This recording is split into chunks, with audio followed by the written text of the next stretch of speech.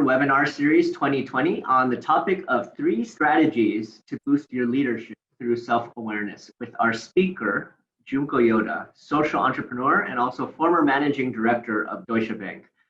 My name is Faustino John Lim, Vice President at the Center for Asia Leadership, and I'd like to welcome all of you here today. If you're joining us for the first time, our center is an organization based out of Boston, United States, and Kuala Lumpur, Malaysia, operating in several cities across Asia. We were founded at Harvard University among fellows and alumni and are focused on helping leaders in Asia initiate change and manage progress in their organizations and communities. We are in the midst of a 20-week webinar series, and the purpose of these webinars is to encourage and educate during these uncertain times. Although we focus our work in Asia, I want to acknowledge all of our viewers. So it looks awesome. I mean, we have 23 countries, over 350 registrants, and the industries are all across the board. So thank you guys so much for joining us. Now, joining us from Singapore, Junko Yoda is a former Senior Advanced Leadership Fellow at Harvard University. She is the co-founder of CLinked, a global women's organization that educates and empowers women and men to become leaders in their local communities. She has also had a very distinguished career in investment banking as the former managing director at Deutsche Bank in Singapore and also the former vice president at Goldman Sachs Asia in Tokyo, Japan. So Junko, welcome to the program. How is everything in Singapore? Well, thank you, John. I'm really looking forward for the summer in Singapore because that's a durian time. And, durian. Yeah. One of this region's most interesting fruits. That's right. And I'm hoping you like durian because none of my family member does. So I'm always looking for a partner to eat durian together with. Yeah, sure. I mean, next time I go to Singapore, let's make sure to do that. I usually prefer it with maybe with cakes and pies or custards. But I can understand why some of your family members don't like durian. It does smell like garbage. Well, then I know what to bring from Singapore when next time I see you in Malaysia. Then I'll bring a durian cake. Sure. All right, we'll have to be in a safe space when we open it up. All right, okay, so Junko, with that question, with that poll question, it leads to this question. How does self-awareness help us become a better leader? And how does it actually help us perform better? So Junko, the floor is yours. Thank you, John, and thank you for giving me this opportunity to share with you. Let me start by a little bit with my story. Slide, please. Yeah, I started in investment banking on these trading floors. And this is a picture of Goldman Sachs when I was there many, many years ago, actual picture. Yeah, and then investment banking is quite high stress. And it's all about how much we perform and how much we make in our bonuses.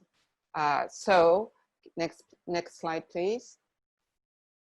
So when I eventually became the head of Asia Pacific region, and then yellow dots are where I was managing 14 countries, I was feeling pretty good because our revenue was up, and then my big job was trying to make all my people that work for me be happy with their bonuses. And so when my global boss called me up in Singapore where I was sitting, I was thinking, maybe this might be a good news. But unfortunately, he told me that other offices outside of Asia is not making money. So our bonus is going to all come down. And unless I do something to make up even more money from our team than before. And he said, well, Japan is the biggest region. So why don't you call up Japan and come up with a better revenue or motivate them or something. So immediately, I just called up Tokyo. And then the Tokyo guys are caught by surprise because they're doing a pretty good job.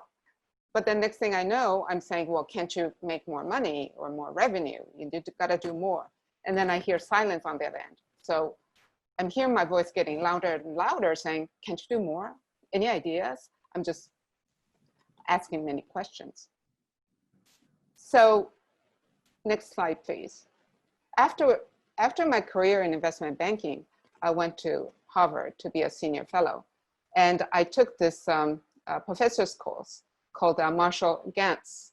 And he so well articulated what I resonated, what leadership should be really. And leadership is accepting responsibility to enable others to achieve their purpose at the time of uncertainty. In other words, you don't need leadership if the time is clear, what we're doing is clear. It's at the time of difficulty they need it. And then my job is to not give directions like I did, or not react to what my boss said and then just do what he told me to. But it was about enabling others. So in other words, maybe I should have negotiated my boss so I can enable him to get more bonus pool for us. Or maybe I should have come up with more strategy together discussing with my group. So what I realized is I was totally lacking self-awareness, and then that can be a downfall for for leadership basically. So if you really think about why is it, it's so easy to sort of criticize others, but we don't spend enough time looking inside ourselves that much. And maybe it's because we're afraid to look into the mirror because we might see somebody that's not what you want to become. So we don't do the investigative and introspective work to get to know ourselves better and become self-aware. But what I have learned is that investment banking is highly stressed. And a lot of my colleagues were getting into mental health problems or suffer heart attack and die at early age. Actually, somebody I knew was a very fit triathlete, but he had a heart attack and he became paralyzed. So I started taking mindfulness meditation for my mind and body. But then after 13 years, I realized what it really does is help me with my self-awareness. So what does self-awareness do? It makes you more introspective. And actually self-awareness makes you the confidence and then the courage. And then it leads you into better insights and new insights actually, which makes you better decision maker and better self-management. So when you become aware of your own emotions, thoughts, and feelings, this will enhance your own emotional intelligence. And then also to be able to work together more with other people. Next slide, please. So what is self-awareness? Self-awareness is really the way we perceive ourselves. So let's think about this situation. During the COVID, you get a phone call that you got a new job. You're so grateful and you're really happy that you got this job. So you start working there. And then 3 months later, you find out that that other people are getting paid more than you are. And then you become suspicious of the firm and that you're not treated fairly. So in that experience, job hasn't changed, but your perception has changed. So what dictates perception is really your genetic, biological makeup, your past experience, and your belief. Now, when you look at this triangle, there's inputs into your awareness, which is body sensation, emotion, and thoughts. And then all of this is moving with each other and affecting and stimulating each other. And actually, what happens is that there's so much stimulation going on that your brain can only take in and assimilate so much to be aware and focus your attention. Next slide, please. So I think developing self-awareness starts from knowing your beta. So what is beta? Body sensation, emotion, thoughts, and action impulse. This is the thing I was talking about, the reactiveness that I just call up phone call, just tell people what to do. And in terms of the body sensation, I kind of want to stress this because living in the fast-paced city, being idle in front of the computer, we are less attentive to our body sensation than we did way back as a human being. Next slide, please. So let's unpack each one of them. So what is body sensation?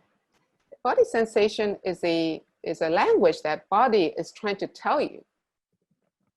And it is communicating with you all the time, if you are attentive enough to notice it. And then actually, it's not just the external signals, like inputs like body sensation of smell, taste, hearing, and touching, that is communicating your outer world, but you're also receiving like internal signals from movement in your internal organs and cells and change in hormones. So actually you can activate your body sensation just from imagining things or remembering things or thinking and feeling. Let's look at this little diagram, or the body map on the right here. So you look at the color here. Black is no body sensation activity. And this is a study done in Finland showing volunteers very emotional photo of various kinds. So black is no feeling, no change in your sensation activity. The red and then the yellow is ultimately high activity of your sensation. Blue is low activity. In fact, your activity is going down. So if you look at the happiness, you see yellow in your head and your heart, and then red. That means you're getting more activated with your body. And then you see depression, and it's all blue, especially in the limbs, and that means that your activity, body sensation, is actually contracting. So you might be saying, okay, yeah, but I'm not so aware of my body sensation. So let's do this. Think of a favorite food you have. The last part of the beta is action impulse. And that means your reactiveness, impulsiveness. It's unaware action. And then it's triggered by emotion or thoughts. And it's a reflex, and reflex helps us.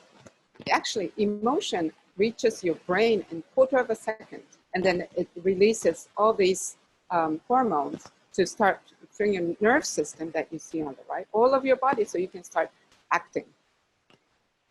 But it helps us and protects us, but it also can prevent us from being thoughtful and intentional. So let's see a little bit about the how it works. So we got this thing called sympathetic nerve system, which is flight or fight nerve system.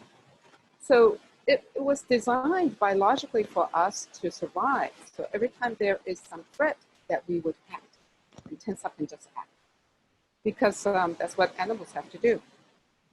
But nowadays, we don't have tiger or bear around the corner or tribal fight that we have to do. And what we need to do is actually, without the bow and arrow, we go and get businesses through presentations.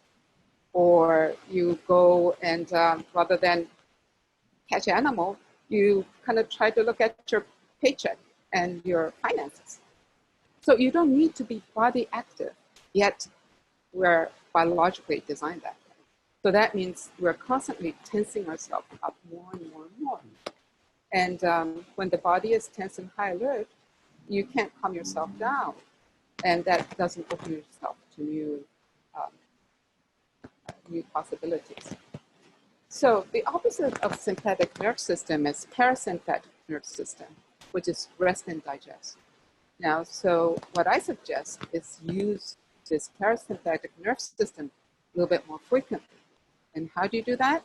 You learn to calm yourself. The best one is use your breath as your friend, because breathing pattern, rhythm, how deep you breathe, all is a reflection of your nerve system, and also reflecting the awareness of your beta. And so let's go on to the next slide.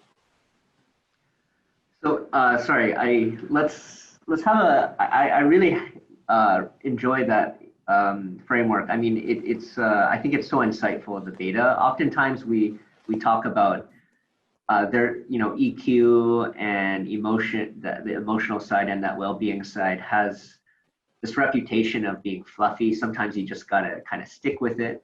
But I like with beta, you break it down. Just, I mean, the body sensations, the thoughts, the emotions, the impulses is true. And at the end of the day, like, it is kind of the starting point, I think, for leadership, for self-management, right? So I know you're going to go over some concrete lessons which we can immediately apply, and so that's the next question. Like, and we'll also go through an exercise.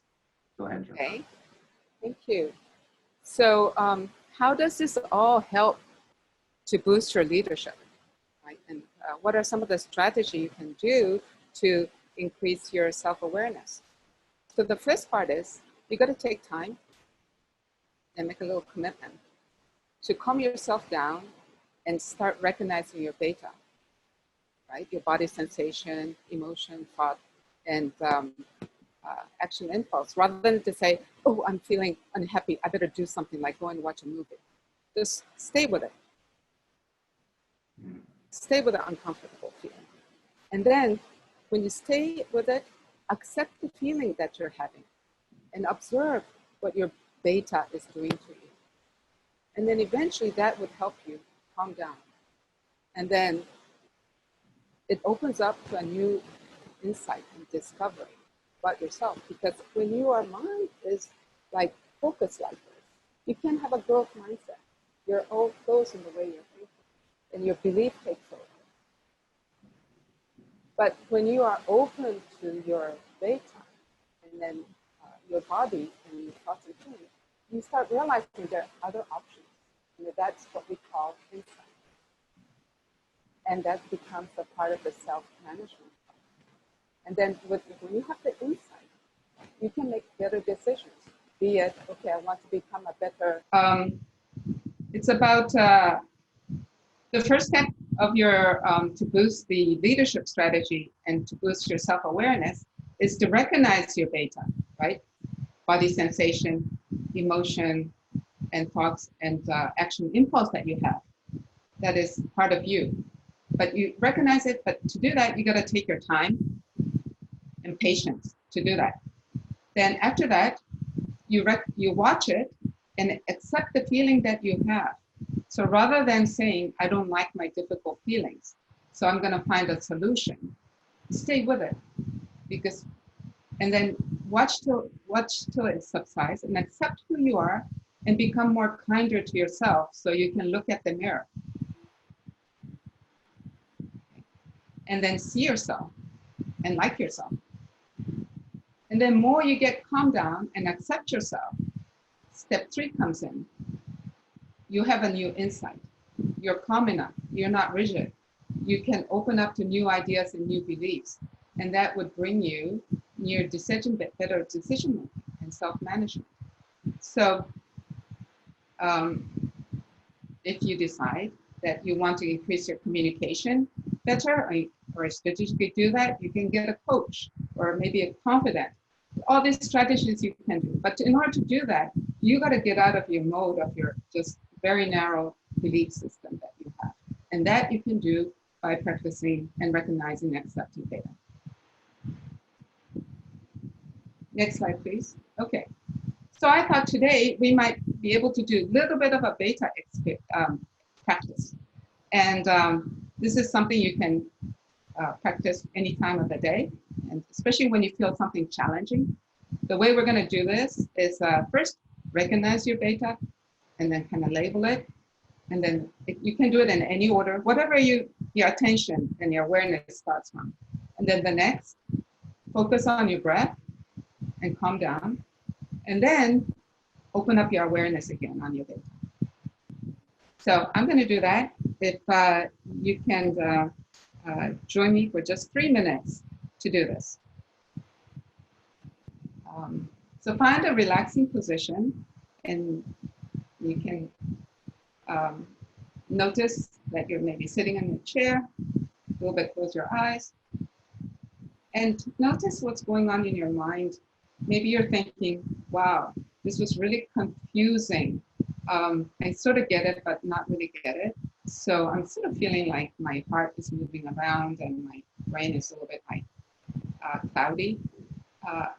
And then you might be thinking, okay, maybe I'll go and get a cup of coffee as your action impulse. Some of you might think, oh, this is something interesting. I learned something. And you look at your body and say, I kind of notice my heart opening up a little bit. And then your action impulse might be, okay, maybe I will try next time when I'm a little bit in a challenging position to watch myself a little bit closer. Now, move your attention to your breath. Wherever you feel, you might feel your breath in your belly.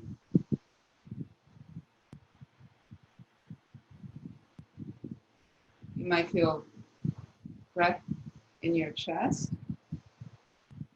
Just focus on it. And just notice that you're breathing.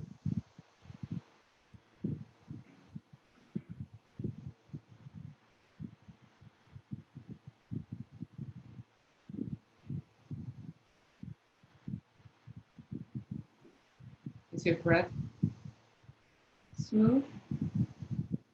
Maybe you might not notice your breathing, but just stay there.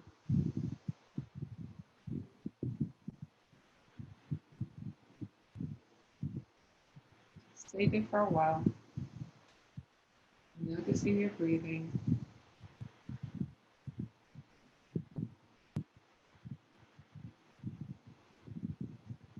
And then now, open up your awareness.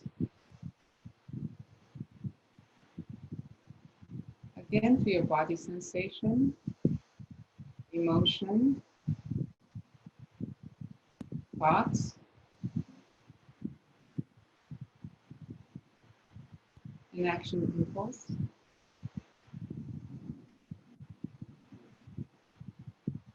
How are you feeling now?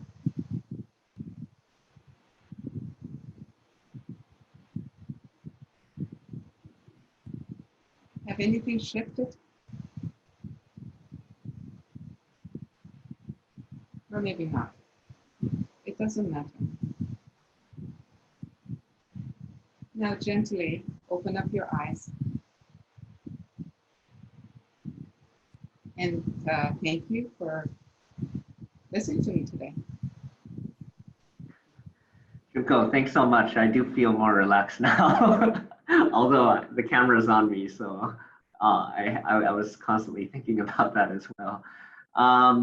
Okay, Junko, thank you so much. I mean, this has been really insightful, and I really, oftentimes we hear about these types of practices. I mean, this is an actual kind of process. I mean, and in a way that we can kind of refocus, we can, I like also what you said about before, how are you narrating your thoughts? How are you narrating your emotions? And in that way, we can take the agency, the initiative to kind of, to be self-authoring in a way of our own experiences. And in that way, be more present, be more thoughtful and intentional in our decisions and our actions as well. So we don't actually have any questions right now. I'm sure maybe we have one right away. Okay, so this is just a reminder to you. Maybe I didn't remind you guys earlier, but please do write your questions in the Q&A box. And then with questions that you resonate with, click a thumbs up to upvote questions which you want to hear Junko respond to live. So we have Mona Abdul Manap. So can we put Mona on the line? And we have questions from Ami. We have questions from Jean and Alan. Can you guys use the Q&A box, please? Do you mind using the Q&A button, not the chat box. Okay, so we have Mona. Let's put her on the line. Mona, please introduce yourself and share your question to Junko. Mona? Hi, yeah, can you guys hear Go me? ahead. Yes.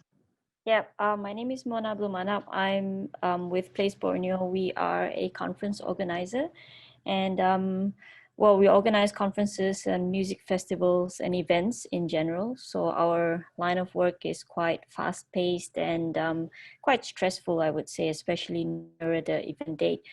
So self-awareness is something that we need to have, especially when it's during a very intense moment during an event, or even dealing with clients.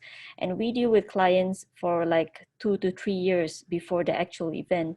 So we actually have to consider, doing everything for them according to what they like, because it's a long-term thing. So you can't just say what you want, or have things your way.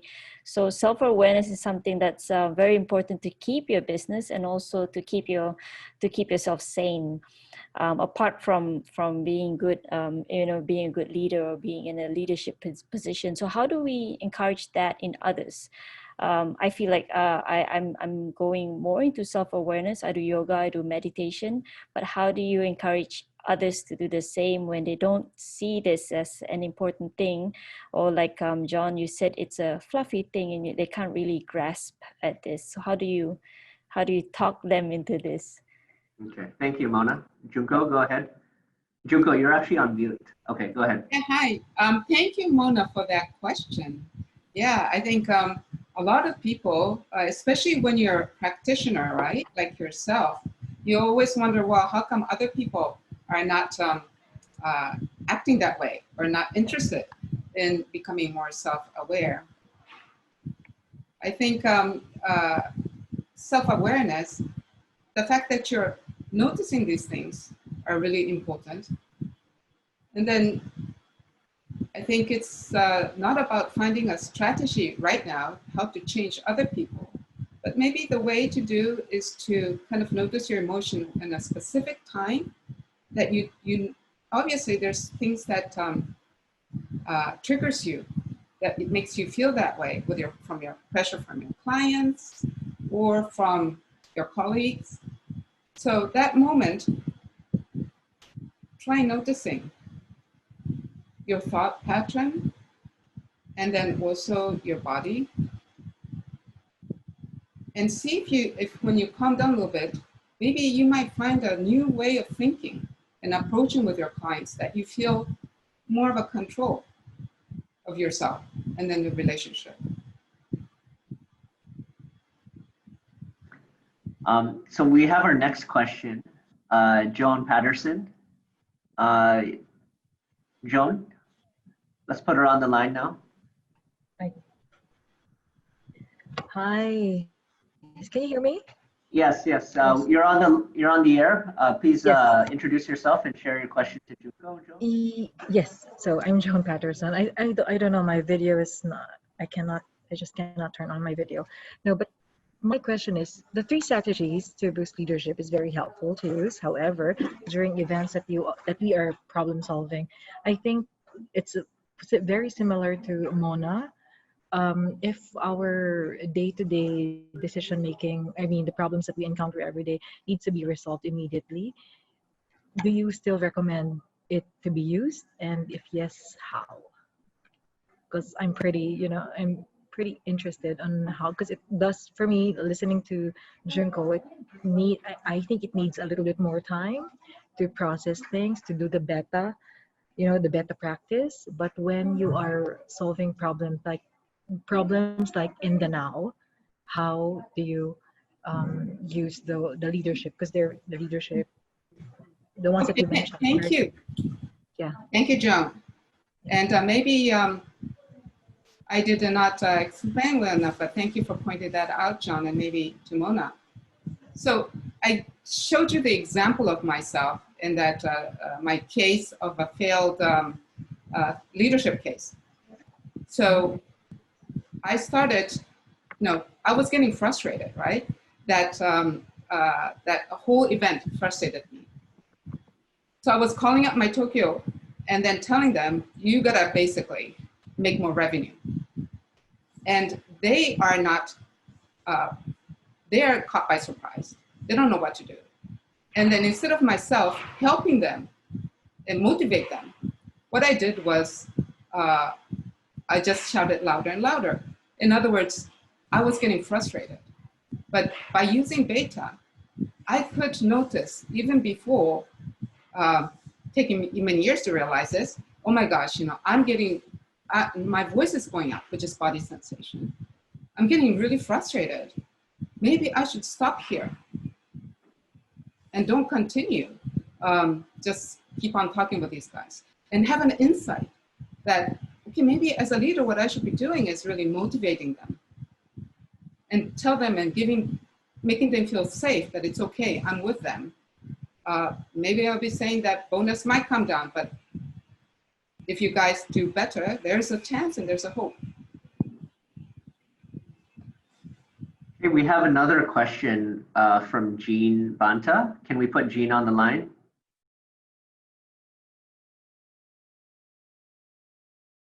Okay, Jean, you're on the line. So just introduce yourself and share your question to Junko.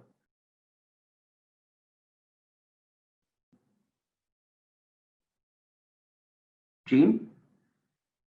Okay, let me just relay Jean's question. So, hi Jean, go ahead, you're on the line. All right, my question is, I have difficulty accepting this explanation that emotions are not facts, nor are they true. You're saying that when you have a feeling, you're feeling something like you're angry, this is not a fact, and this is not also true. But I think that it would be better for us to address our issues when we acknowledge what we are feeling. So for example, if I say something and it is opposed by somebody, and I admit to myself that, or I ask myself first, I examine and say, why am I upset? And if I accept it as like, I admit it that I am upset because my opinion is being opposed. It's simply ego. And so I'd be able to address it better than say that, oh, this is neither truth nor fact. So can you just please elaborate on that? Yeah. Yeah. Junko, I don't think you actually, I don't think there's a disagreement here. I think maybe it's just a semantic thing. So Junko, go ahead. Yeah, no, I think, Jean, you put it very nicely. I think all I'm saying there is that rather than jump into finding solution, when you notice these things, and notice and stay with your emotion and calm down a little bit, then you might find a better solution. That's all I'm saying. But I think what you're saying, we're in line, that it is, what we should be doing is not to react immediately and say something, but really stay and notice your emotions. Does that answer the question? Yeah, and I think also how Jean, you were saying, acknowledging the fact that you're having those emotions. And I think that kind of goes in line with what Junko was saying about accepting the fact that you are having these emotions. No, thank you so much, Jean. And for everyone, these are actually really great questions. Can we put Menkit on the line? Okay, let's unmute Menkit. Yeah, hi, can you hear me? Very well. So Okay. just introduce yourself and share your question to Junko. Yeah, I'm Minkit. My question is, how will you handle a company culture that is toxic and negative? And in fact, the leaders have a very fixed mindset, and that doing things, it has to be like just one way, there's no other way. And how do you do that using this concept? I mean, any recommendation? Thank you, Mickey, for that question. I think one of the things about becoming self-aware is that if you stay with it and then you sort of notice, right, what this toxic company is triggering you in you, and more you notice yourself, more insights you're going to have. why this is happening. And in fact, a lot of people that I know have started doing this practice realize maybe this is a toxic situation that is not good for you. So I have seen situations in the practice that people end up really questioning and deciding what is really good for you. That includes your company too. What kind of company is good for you? Junko, I want to follow up on Menkit's question. So let's say, I mean, your companies which you led or which you had leadership positions in before, they were actually, those are world-class organizations, right? But I think with Menkit's question, what do you do to actually intervene as a leader? I mean, if you were to go back, at least in your own realm of influence with I guess your immediate colleagues or your staff under you, how would you at least be able to control those aspects or those areas where you feel there's a bit of toxicity? I mean, what are you able to do with them, I guess, at least within your own area of influence, or to change that culture?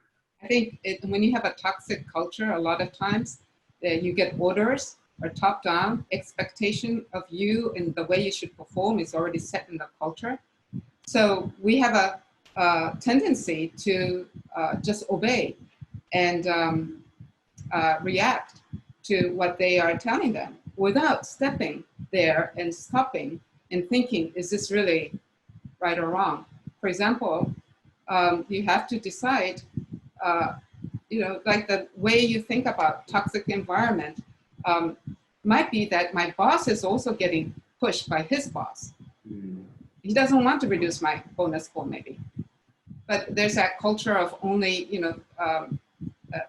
there is that kind of a obeying culture or culture that pushes people around. And I think there are many things I could have done to help my people. And it's about being really who am I and what kind of value system I have. And I think through self-awareness, you can act more on the value system. And sometimes it is really hard to change toxic culture, just like any DNA change. Yeah. Doing self-awareness work takes time too, but changing DNA culture can also change. But you might also think that, where is this? You might be able to get a little bit more insight into what you think the toxic part is about the company. And then maybe you can work on one thing within the company to change that. You can't change everything, but you might be able to. Well, Junko, I like what you said. I mean, developing understanding of your boss or of like what he has to deal with, it kind of helps you be able to manage that, at least from like kind of if you're on the bottom, kind of the top perspective. But I think kind of nurturing, and I think you kind of alluded to this, like developing those relationships, those at least like authentic, good relationships, despite, the constraints that or KPIs that you might need to, to pursue. Okay, so we're already over time, but Junko, if it's okay, we'll have one more last question from Angelina. Angelina, let's put Angelina on the line.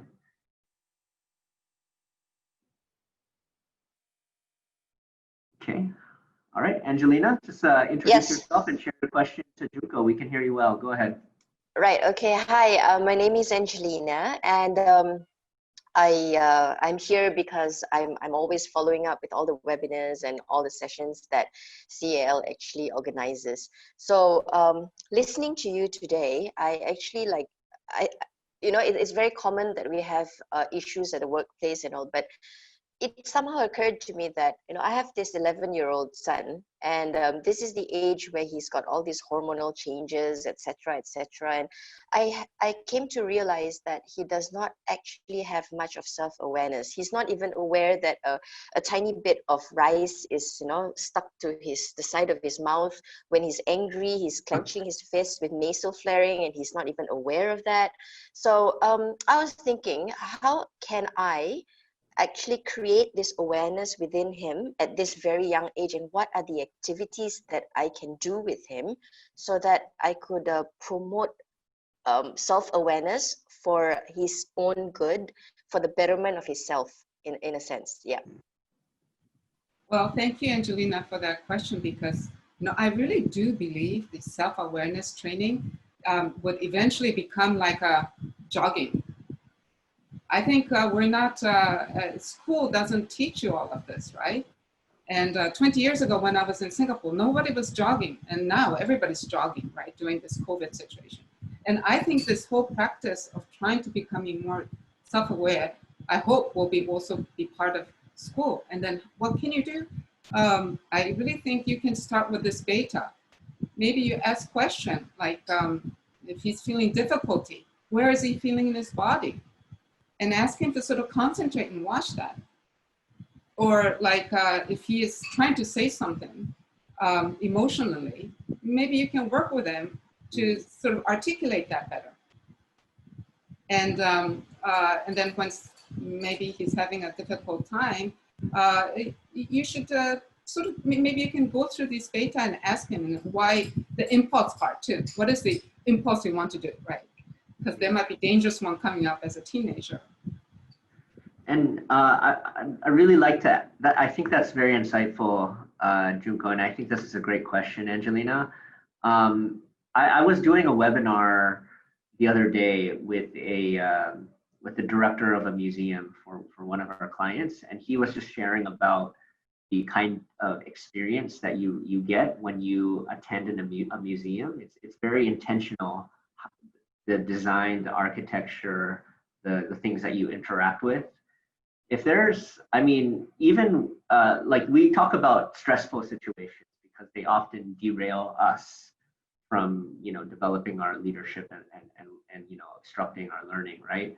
But you can also use like good experiences that you might share with him and just ask him those reflective, introspective questions. It's like, and have him kind of practice with him about how he feels, about what he felt during that situation or that experience. And at least I think practicing that reflective thinking and that introspection by asking him questions, I think is something good as well. Junko, any thoughts on that? Yeah, I think so. It kind of goes back to what I was talking about Japanese culture. We are told to suppress everything. But I think as a mother, you can help them discover that. And another thing, this whole body awareness thing is very what we call somatic. And it really helps, I think, teenagers too, which are not so good at verbally and cognitively express themselves, might find it easier to find it through their body. And then that is also a plus too, I think. Okay, well, Junko, we're way over time, and thank you. You have been super generous with your insights and your stories and your examples.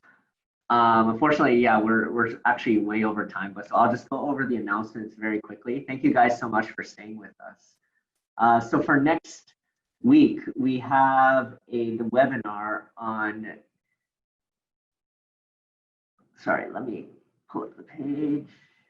So on developing our creative potential, 3 surprising lessons we can learn from children, with founder of the Artistic Strategies Academy and former teacher at the Ministry of Education in Singapore, Claudine Fernandez. So this is definitely an interesting webinar that we will have. Angelina, this is for you. And a reminder that we have changed our webinar timing so to happen every 2 weeks. So this is going to actually happen 2 weeks from now. Okay. And in case you are curious about some of our standalone video programs, you may also sign up to Cal Online. These are free for limited period. So please go to online.asialeadership.org to take advantage of our top video series on leadership and innovation. And then we also have, oh, sorry, can you go back to the previous slide? Yeah, we also have programs for organizations. So Junko is engaging with us. She is one of our faculty members on some of these topics and more on adaptive leadership, how to think like a futurist, becoming a professional thinker, developing strategic foresight, persuasion, power and influence, winning negotiations. Also, we do have also on the topic of authentic leadership where Junko, we're looking for you to contribute in the future. And then also our books, in case you are curious about our books, we have been selling them online. So we have our Rethinking Asia series available, as well as our Asia Leadership Institute series. These are available for online purchase, asialeadership.org/publication. And Asia Leadership Forum is going virtual. Okay, so we were originally planning to have a in-person program, and this was postponed from May to November. However, we are now designing with our speakers and with our other partners and stakeholders, the Asia Leadership Forum to happen in November. This is going online. You will have access to Harvard professors. It's going to be at a much more affordable rate than the in-person was. And hopefully we can get a lot more participation and really add a lot of value through this online experience. And lastly, Junko has been very generous by sharing some of her contact details here, her email. Maybe don't bombard her, but if you have a burning question that you'd still like to ask her, I think she's quite open to receiving it. I'd also like to mention that she also has a Harvard Business School case that is actually written about her at this link. If you want to read it, you have to just give like a short purchase. And if you'd like to connect with us, you can find us at asialeadership.org. Also, my contact details are here as well in case you want to connect with us there. Lastly, thank you all for your time today. We hope you have a wonderful rest of your day. If you're on the other side of the world, we hope that you have a nice rest. So stay safe, fight the good fight of making our organizations and communities better. With that, thank you so much, and we hope to see you again next time. Bye-bye.